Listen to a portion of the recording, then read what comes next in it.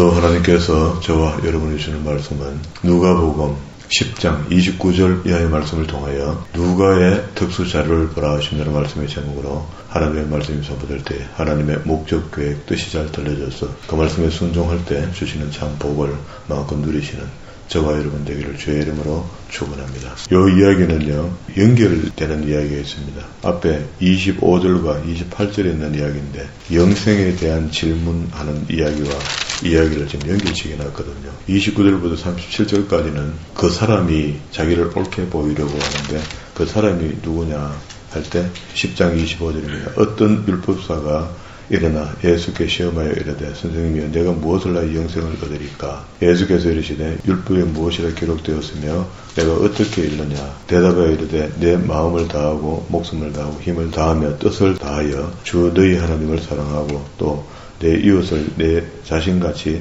사랑하라 하셨나이다. 정확하게 대답한 거죠. 이 율법사가. 예수께서 이르되 내 대답이 옳도다. 이를 행하라. 그러면 살리라. 이렇게 이야기해요. 여기 내 이웃을 내 자신같이 사랑하라 하는 요 이야기입니다. 이 이야기가 연장선상에서 29절에 좋은 이웃이 누구냐 이제 비유로 지금 설명하는 거죠. 우리가 지금 예수 믿는 사람들이 이런 기준에 미치지 못하는 사람이 상당히 많습니다. 이게 자기가 하고 있는 그게 선한 일이라 생각하고 그렇게 사는 사람이 많이 있다고. 또 이런 것도 있습니다. 사람이 배려하는 마음이 없으면은요, 물론 성향 따라 사람이 좀 달라요. 어떤 사람은 배려심이 많아서 참고 기다리는 사람이 있고 그러지 못하고 급해서 자기 일을 먼저 하는 사람이 있거든요. 있는데 그래도 성경은 우리에게 상대에게 배려해 주라 하거든요. 그러면 자기를 고쳐 나가야 되겠죠. 예수 믿기 때문에 내가 조금 더 기다려주고 참아주고 하는 것, 이런 것들이 우리한테 덕목이 돼야 되는데 그런 걸 흘려 지나치고 뭘 주님 앞에 우리가 뭐 했다 하겠습니까? 주님 우리한테 대단한 것 요구 안 하거든요. 지금 이런 것도 일반적으로 세상 사람들, 예수 안 믿는 사람들, 착한 사람 이렇게 합니다. 좋은 이웃이 돼 주거든요. 물론 뭐 순간 사람이 볼 때 뭐 잘난 척 한다고 뭐 이렇게 하기도 하지만 그래도 또 들으는 많은 사람들이 선한 마음으로 어려운 사람들을 도와주고 또 돈도 주고 이렇게 할 수 있습니다. 하물며 주님을 영접했다고 천국을 보장받은 사람이 이렇게 안 산다는 것은 그건 바보나 다름없는 겁니다. 예수 믿고 이렇게 못 산다는 것은 바보나 다름없다. 그런 이야기입니다. 그래 그 사람이 자기를 옳게 여기려고 예수께 여짜오되 그러면 내 이웃이 누굽니까? 앞에 율법사 그 사람이 연결되어 있죠. 그래서 예수께도 대답하여 이르시되 어떤 사람이 요게 23번째 특수한 자료입니다. 29절과 37절이요. 그러면 앞에 요거는 다른 책에도 있는 거거든요. 마태, 마가복음 있다고 25절과 28절에 있는 말씀. 30절에 봅니다. 예수께서 대답하여 이르시되 어떤 사람이 예루살렘에서 에릭으로 내려가다가 강도를 만나며 강도들이 그 옷을 벗기고 때려 그를 거의 죽은 것을 버리고 가버렸습니다. 그때 마침 제사장 같은 오늘 같은 목사지요. 목사가 지나갑니다. 그 길로 내려가다가 그를 보고 피하여 지나갑니다. 또 이와 같이 한 레위도 내려왔습니다. 이것도 역시 하나님의 전에서 일을 보는 사람이라. 근데 이 사람이 당연히 해야 될 것 같은데 제사장도 레위도 안 해버려요. 그곳에 이르러 그를 보고 피하여 지나가되 어떤 사마리아 사람 한 사람이 지나가는데 이 사마리아 사람이 가다가 강도 만난 사람을 발견한 겁니다. 여행하는 중에 거기 이르러 그를 보고 불쌍히 여겨 가까이 가서 기름과 포도주 이렇게 하는데 기름, 포도주 이런 것들은 옛날 어른 목사님들은 이걸 갖다가 영해한다고 해서 기름은 성령이고 포도주는 뭐 예수님이고 뭐 이렇게 이야기하는데 그런 거 아니고 여기서 이야기하는 것은 1차적인 해석은 이렇습니다.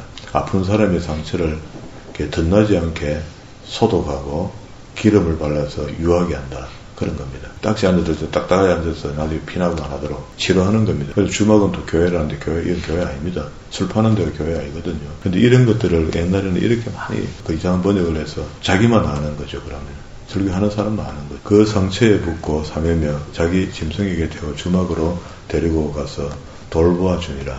35절에 그 이튿날 그가 주막 주인에게 되내려온 둘을 주며 요거는 쉽지 않습니다. 아까 우리 많은 사람들이 이런 일을 할 수 있다. 선한 일을 할 수 있다 하는데 돈이 혹시나 더 들 것 같으면 이 사람 강도 만나고 돈이 하나도 없더니 내가 이 돈을 줄 테니까 이 사람 치료를 끝까지 잘해주라 그런 말이죠. 만약에 모자라면 내가 다시 돌아올 때 더 주겠다 까지 했으니까 이렇게 하는 사람은 많지 않아요. 우리가 살면서 한번 돌아보세요.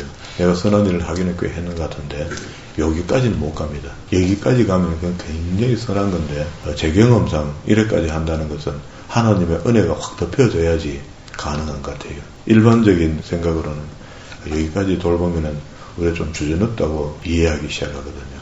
시대가 악해져서. 근데 이렇게 하는 게 맞는데 비용이 더 들면 내가 돌아올 때 갚으리다 하였으니 그러면 주막에서는 충분히 쉬고 칠하고 가라 이런 말이잖아. 내 생각에는 이 세 사람 중에 누가 가장 제사장, 레위, 사마리아 사람 이 세 사람 중에 어떤 사람이 강도받는 자의 이웃이 되겠느냐. 그래서 앞에서 그 이웃 누굽니까? 27절에 대답하여 이르되 내 마음을 다하여 목숨을 다하여 힘을 다하여 뜻을 다하여 주 너희 하나님을 사랑하고 내 이웃을 내 자신같이 사랑하라 하였다는 것을 율법사가 지킨다고 했는데 안 지키는 거죠. 안 지켰죠.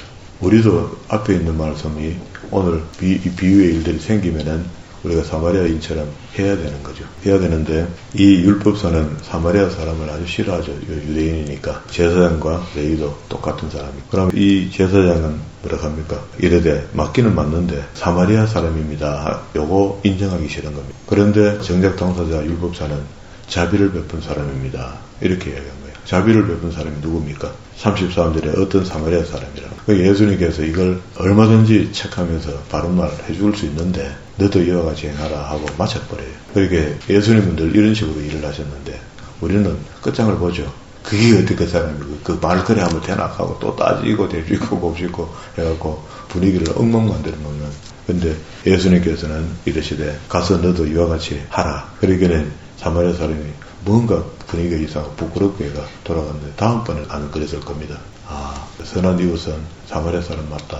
38절과 42절에는 이것도 24번째 특수한 자료입니다. 그들이 길 갈 때에 예수께서 한 마을에 들어가시며 마르다라 이름하는 한 여자가 자기 집으로 영접하거늘. 이런 일들은 터키 쪽 지방은요 흔한 겁니다. 지금도 가면은요 이방인들이 이렇게 여행 오잖아요. 여행 오고 마을 구경한다고 골목으로 들어가면은요 그 골목에서 사람이 문을 열고 나오다가 원주민이 만나잖아요. 만나면 무조건 하고 차 한잔하고 이렇게.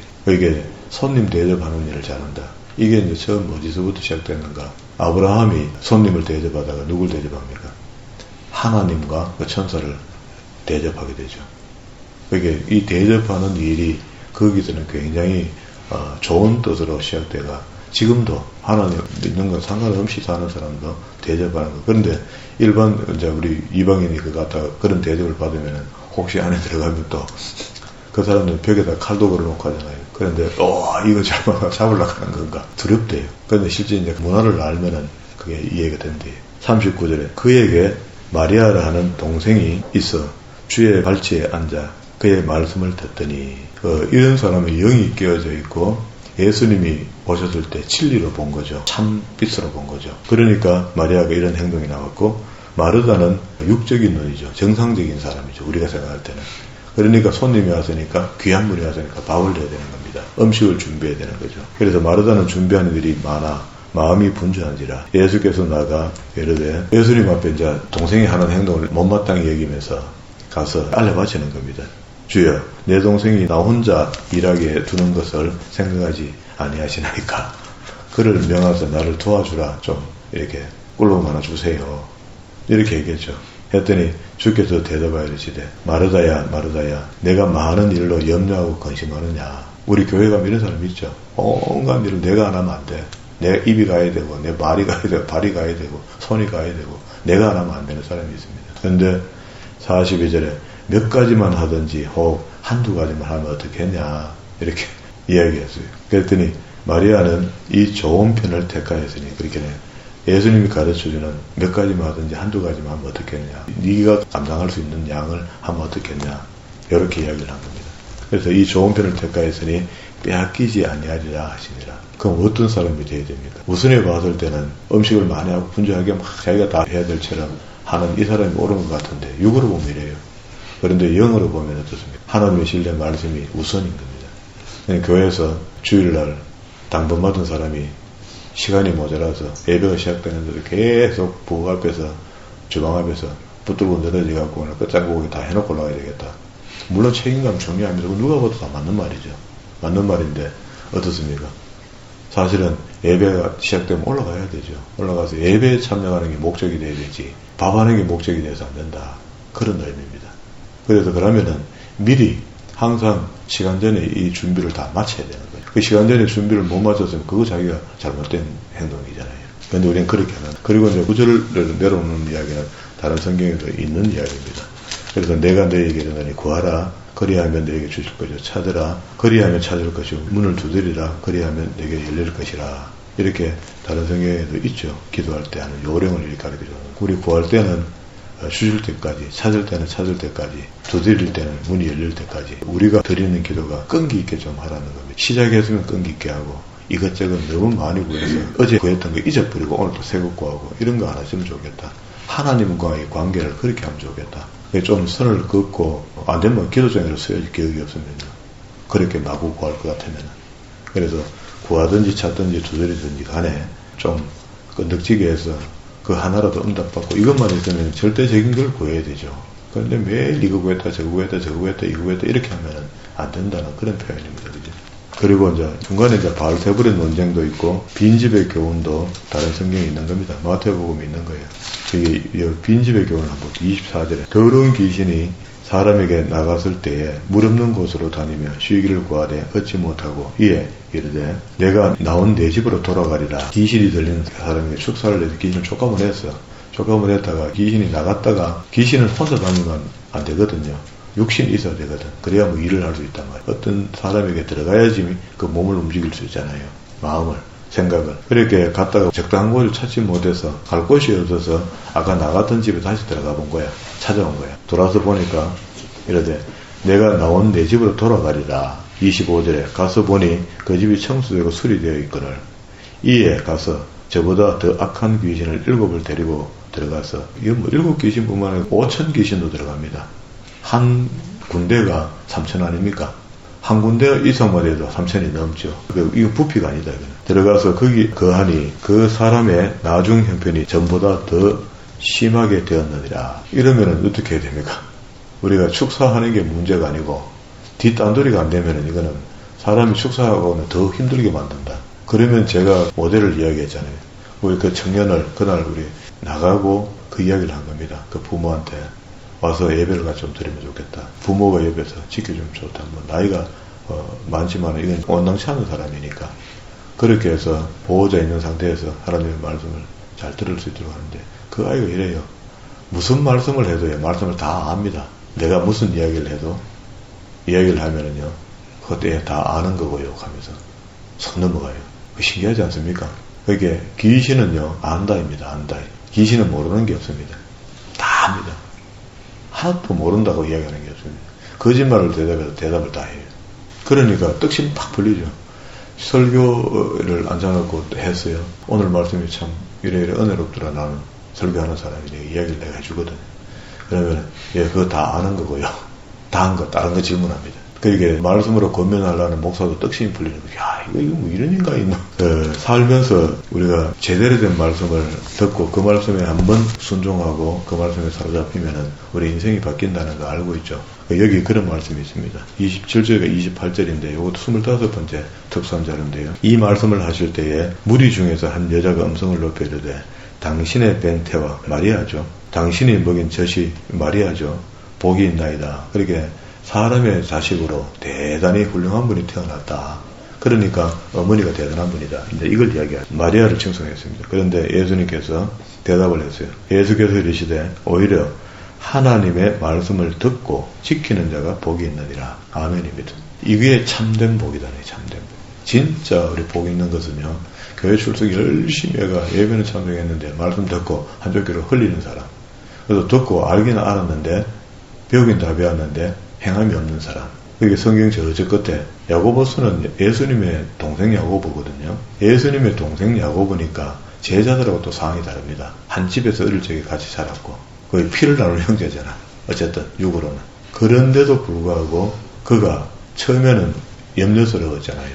예수님의 공생의 행보가 마리아하고 같이 형을 걱정하는 그런 마음이 있다가 그렇게 나중에는 우리와 다른 분이라는 걸 알게 된 거죠. 그리고 세월이 흐르고 예수님 십자가 못 박혀 돌아가서 세월이 흐르고 난 뒤에 야고보서를 기록할 때 그 속에 행함이 없는 믿음 죽은 믿음이다. 이렇게 이야기한 겁니다. 그리고 행함에 대한 이야기를 야고보서는 다 이야기하거든요. 그러면 이제 여기 예수님께서 오히려 하나님의 말씀을 듣고 지금 내 말을 듣고 안 가죠. 하나님의 말씀입니다. 이건 율법입니다. 율법은 행하면은요 현세의 복을 받을 수 있는 그런 비법이 그 속에 들어 있습니다.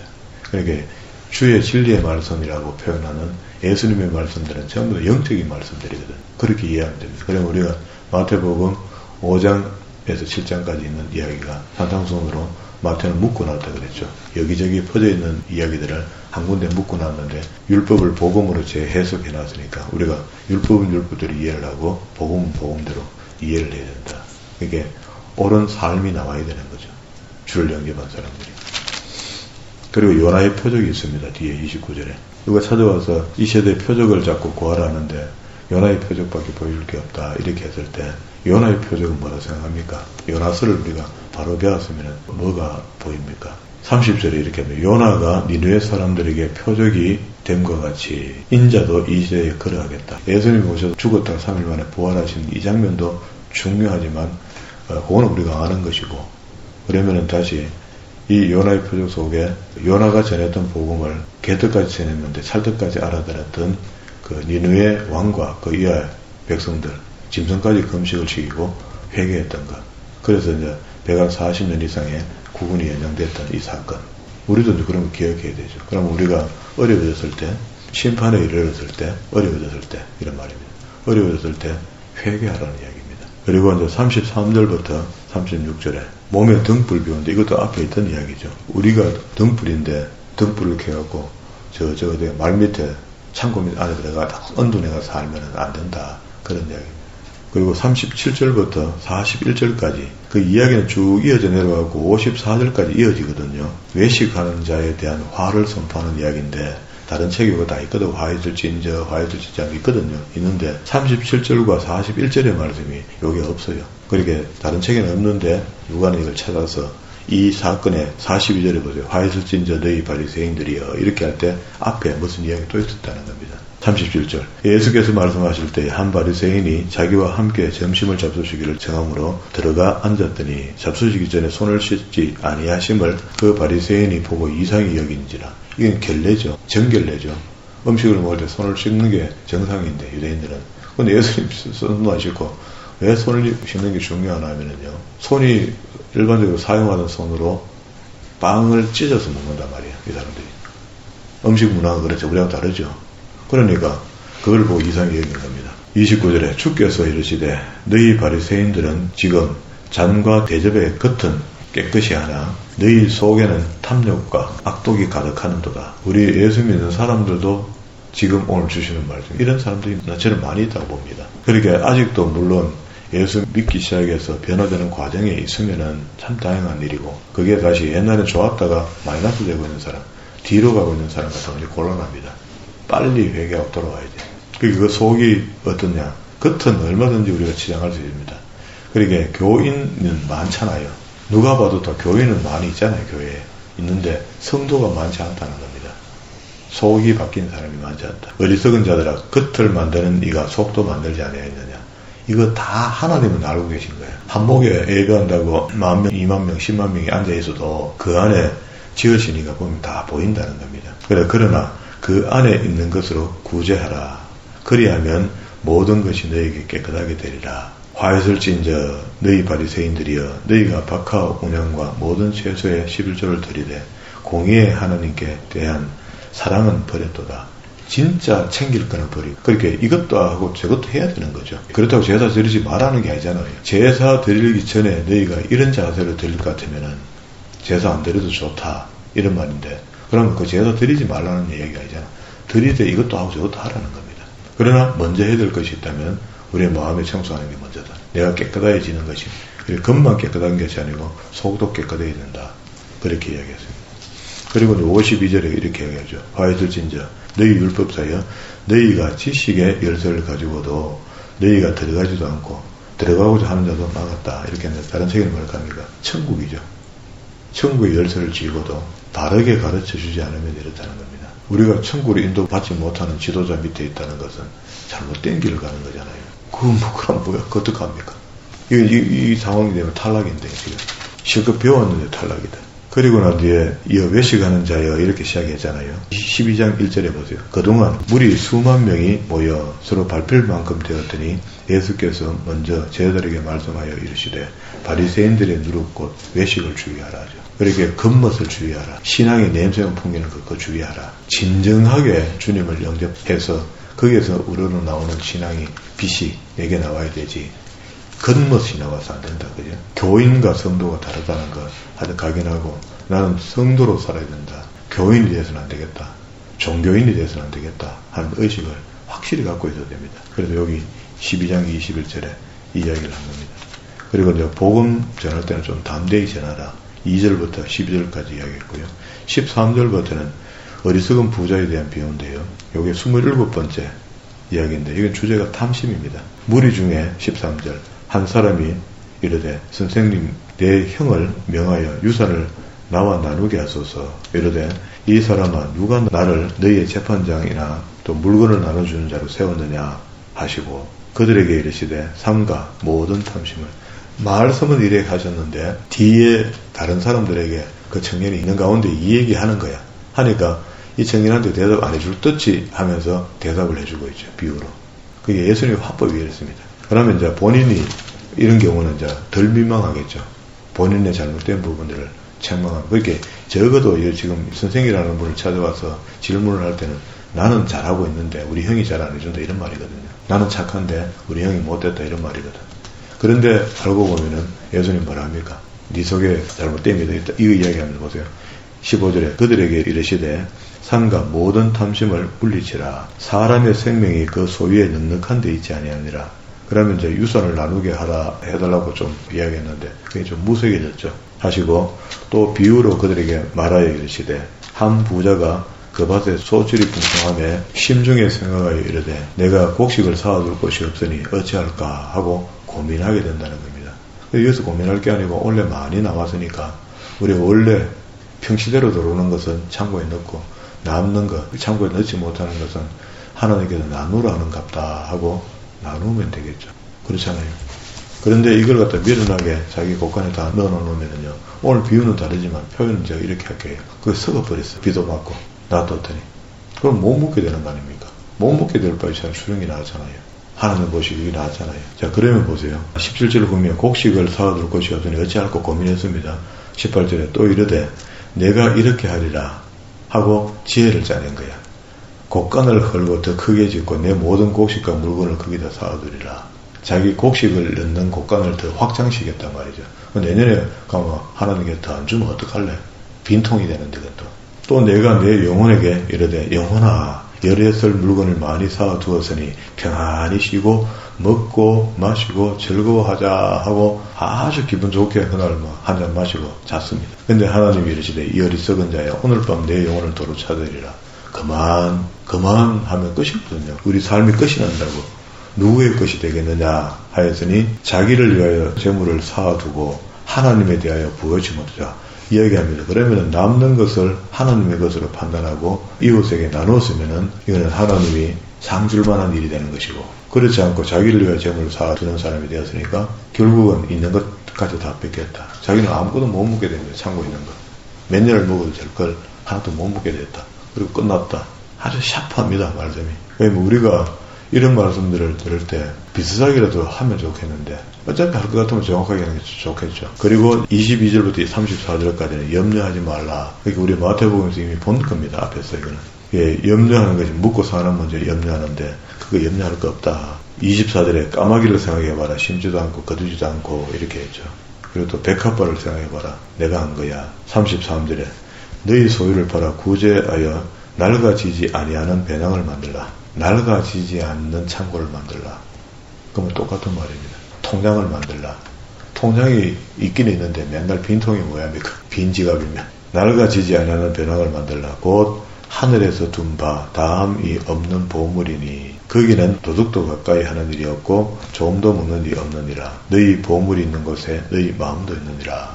하게 물질이 있는 곳에 하나님 사랑합니다라고 이걸 100번을 이야기해도 나누며 삶이 안 되고 마음속에 탐심이 남아있다면 은혜가 아니다 그 사람. 그렇게 이야기가 되는 겁니다. 그러면 구제하여 할 때 남을 위해 구제하는 게 아니고 이제 성경은 우리한테 그걸 가르쳐주고 우리가 구제하면은 결국 누구를 위해 합니까? 우선 받는 사람이 즐겁고 기쁘고 배부르고 고맙잖아요. 근데 그 사람을 위해서 하는 게 아니라 나를 위해서 하는 겁니다. 나를 위한 구제거든요. 남을 준다는 것은 결국 나를 주는 겁니다. 나를 위해서 하는 거다고. 나를 위해서. 참 진리다 그죠? 우리가 아무나 다 푹푹 줘가고 복받아 뭐야노. 그러니까 깨닫는 사람만 주라는 거야. 그게 깨닫지 못한 사람이 주는 것을 받는 쪽에서는 불편할 수가 있다는 거야. 진정으로 어떤 사람한테 뭘 좀 성비를 받으면 불편한 사람이 있죠. 자기 잘난 척 한다고 막 사람들 보는 앞에서 막 챙기고 하면 되게 민망할 때 있잖아요. 받는 사람 쪽에서. 그런데 그런 게 아니고 배려하는 마음인 사람이 베푸는 걸 보면은 사람이 볶아 몰래 주고요. 은밀하게 주고 이렇게 하잖아. 잘난 척 안 하는 거. 그리고 여기 뒤에 35절부터 46절까지가 깨어있는 청지기에 대한 비유인데요. 이것도 다른 책에 마태복음이 있습니다. 있는데 35절과 37절의 말씀이 없어요. 그러면 35절 46절까지가 딴 책에 있는데 여기에 일부분이 빠져서 요거 봅시다. 허리에 띠를 띠고 등불을 켜고 서 있으라. 36절 너희는 마치 그 주인이 혼인집에서 돌아와 문을 두드리면 곧 열어주려고 기다리는 사람과 같이 되라. 주인이 와서 깨어있는 것을 보면 그 종들은 복이 있으리로다. 내가 진실로 너희에게 이르노니 주인이 띠를 띠고 그 종들을 자리에 앉히고 나와 수종 들리라. 이럴 일은 없죠 사실은요. 그런데 이렇게 하겠다는 겁니다. 깨어있는 청지기에게. 우리가 항상 깨어있으라 이렇게 얘기하거든요. 그리고 그 주인이 몇 시에 올 줄 모르니까 혹 2경이든지 3경이든지 이렇게 하는데 그러면 이게 지금 2경 같으면은 한 경을 이렇게 봅니다. 9시에서 12시, 12시에서 3시 요걸 갖다 한 경, 2경, 3경 이렇게 얘기하는 거라. 시간을 틈을 탁 잘라갖고 그리고 밑에 이제 47절입니다. 47절에 종의 결산인데요. 28번째 특수한 자료가 47절과 48절인데요. 주인의 뜻을 알고도 준비하지 아니하고 그 뜻대로 행하지 아니하는 종은 많이 맞을 것이요. 알고 안 하는 것. 우리가 성경을 배웠는데 안 하는 것. 행함 있는 믿음이 되라는데 배웠는데 안 행하는 것. 알지 못하고 맞을 일을 행한 종은 적게 맞으리라. 요게 천국의 법칙이다. 무릇 많이 받는 자에게 많이 구할 것이요. 그러니까 여기가 성경을 많이 배웠으니까 행함도 많아야 된다. 그런 말입니다. 요구할 것이요. 많이 맡은 자에게 많이 달라 할 것이라. 이게 천국의 법칙입니다. 그리고 우리가 많이 배운 거 자랑할 것이 아니고 우리가 한 가지를 배웠더라도 그 한 가지를 행하는 사람이 복이 있다. 그런 이야기입니다. 진짜로 제대로 된 종은 주인이 한마디 하면은요, 10마디를 알아듣는 겁니다. 우리가 지금 그런 상황이 있어야 되거든요. 근데 우리는 그렇지 않습니다. 그게 결국 자기 입만 버리고 그러니까 살다가 마지막에 어떻게 천국 문턱은 넘어갈 수 있을 만큼 믿음이 돼서 가긴 가지만 그렇게 들어가서 되겠습니까? 부끄러워서. 참 부끄러울 거 아닙니까? 주님 앞에 섰을 때. 이제 그것도 그렇고 또 못 들어가면 더 이거는 뭐 더 처참하니까 그래도 들어가는 걸 우리가 감사하게 생각해야 되겠지만 어차피 들어가는 건 좀 넉넉하게 들어가면 어떻겠나.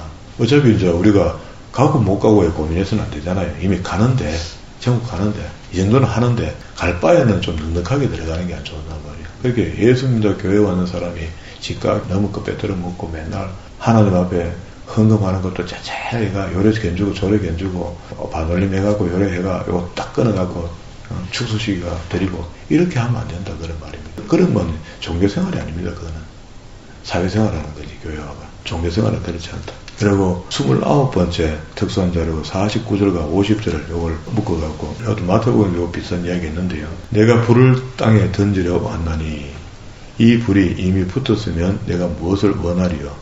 그러니까 복음을 줬는데 그 복음의 반응이 있으면 이런 말입니다. 나는 받을 세례가 있으니 이것이 이루어지기까지 나의 답답함이 어떠하겠느냐. 그게 복음이 떨어져서 불이 붙어서 은혜가 넘치게 돼야 되는데 그게 잘 안 된다는 겁니다. 우리도 복음을 받은 사람이니까 우리가 뜨거워져야 되는 거죠. 그게 다시 얘기하면 성령의 불을 받은 겁니다. 성령의 불을 받았는데 그걸 갖다가 그냥 새까맣게 다 태워버리고 끝내면 어떻게 됩니까? 성령의 불은 일어나는 건데 우리가 변화되는 건데 바뀌는 건데 그죠? 그걸 이야기했습니다. 여기까지 오늘 마쳤습니다. 29번째 특수한 자료 보고 마쳤는데요. 우리가 진리를 대할 때 아는 것만으로 충분되어 있으면 그건 함몰되는 겁니다. 종교인밖에 안 되는 거야. 일반인 중에서 기독교를 많이 아는 사람으로 그냥 끝난 겁니다. 그런 사람은 교회 안에 천지입니다. 하나님의 말씀이 주어질 때 그 말씀대로 순종하며 사는 사람을 오늘 참된 복을 받은 사람입니다. 11장 28절에 그렇게 얘기했습니다. 예수께서 이르시되 오히려 하나님의 말씀을 듣고 지키는 자가 복이 있다 하거든요. 이게 주님이 가르치신 결정적인 복인데 우리는 여기에 좀 부담을 느끼니까 다른 그 복을 찾으러 또 눈을 돌리는 겁니다.